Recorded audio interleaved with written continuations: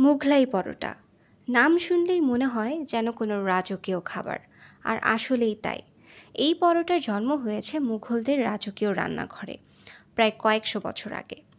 মুঘল সম্রাট জাহাঙ্গীরের আমলে এক দক্ষ রাজরন্ধন শিল্পী ছিলেন। একদিন হঠাৎ সম্রাট বললেন, আজ এমন কিছু খেতে চাই যা আগের কোনো খাবারের মতো নয়। না বিরিয়ানি, না কাবাব, কিছু একদম নতুন। রান্নাঘরে সেই বাবুর্চি অনেক ভেবে একটি অভিনব আইডিয়া পেলেন। তিনি নরম পরোটার ভেতর কিমা, ডিম আর মশলার মিশ্রণ ভরে সেটা সোনালি করে ভেজে পরিবেশন করলেন। রান্নাঘর ভরে গেল সুগন্ধে। সম্রাট এক খামড় খেয়ে হাসলেন।